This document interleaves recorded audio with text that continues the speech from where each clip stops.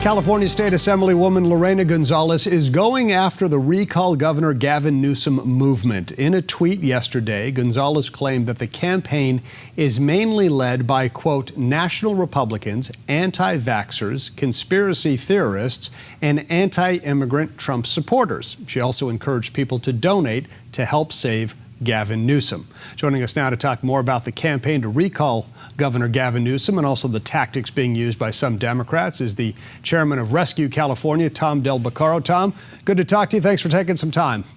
Always good to see you, and she's always good for a false quote, isn't she? Well, what do you think of Assemblywoman Gonzalez's tweet and also what appears to be these general tactics by Democrats, this kind of name calling for people who are supporting the effort to recall the governor? It's probably the best that they can do. Look, they attacked us back in December as we got over 1 million signatures, and that backfired on them. This is childish. They don't want to debate the issues because they know they lose on the issues. So this is just a tactic. I actually think it's going to help. Look, there's the Emerson poll yesterday showed that 58% of Californians, 58% don't want him as their governor. They don't want him to run again. Now, think about that. At 58% in a blue state, that's a lot of Democrats. So this is going to backfire among Democrats that are against Newsom. About a third of them are. And they're going to say, look, if that's your response to this, it will harden their opposition. You needed 1.5 million signatures to get it on the ballot. You got 2 million. Of those 2 million, do we know roughly how many are Democrats or independents that signed that petition? Our early projections, not what has come in lately, but 36% are non-Republicans, 50%, it's about 50-50 men and women. So it's a very diverse group. And in that Emerson poll, which shows that 58% don't want him to run for re-election, that incorporates a lot of Democrats. So for them to just say this is a right-wing attack is factually wrong. And again, I think it hurts him among the Democrats who have thrown up their arms with them, because when he shut down people's businesses or shut down schools or churches, that didn't apply just to Republicans. That applied to Democrats and independents as well. And we talk to business owners on a daily basis here on the news. We also go to rallies. We talk to parents. We talk to concerned citizens. And a lot of them say, I voted for Governor Newsom, and I am going to vote against him and vote in favor of that recall. What are some of the issues, do you think, are especially driving some of these Democrats and independents and Republicans to sign that petition and try to have him removed?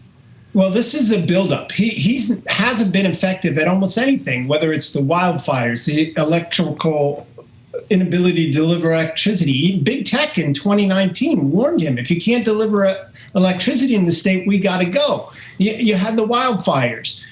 So this has all been building. Then it gets to COVID, and think of all the kids that have spent an entire year out of school. Parents are tired of that, especially now, Logan, and this is what matters. They see that in Florida, the COVID rates are basically the same, yet they didn't shut down. And remember, COVID's in a lot older population. People in Florida are a lot older population. So now that they're out there and they can see that Gavin Newsom's way didn't work and he hasn't built consensus, he's been basically dictating, those are the issues that are building up and are going to defeat him in this recall. Well, who do you think will defeat him? Because that's the next step. I mean, if a lot of people want him out, you've got to figure out who's going to replace him. Obviously, former Mayor Kevin Faulconer is running, businessman John Cox, who ran against him previously. What's the next step to actually have somebody take over for the governor? Well, so for about a month and a half now, they're going to be verifying those signatures. And then it goes to the Secretary of State. And then they'll probably call for an election, meaning that they'll certify it and say the election is going to occur. That'll probably happen in May or June, and then the election will be this fall. So it's not even till July or maybe August when candidates can actually apply to be candidates. We have a long way to go between now and then, because Gavin Newsom had a 64% approval rating in September. He had in February, it was 48%, I believe, and the Emerson poll had it at 41%. He was actually nearly upside down. So where does that leave him? That leaves him more time to drop out, and the farther he drops, the more people will get in. Tom, if people want more information on the recall, and there it is, recallgov.newsom. Is that right? Well, RescueCalifornia.org is my PAC.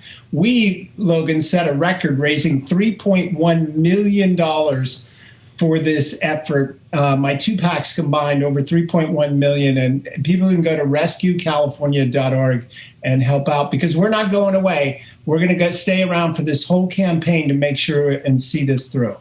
I misread the super down there. Okay, great to see you, Tom. Tom Del Beccaro, chairman of Rescue California. Thanks, Tom.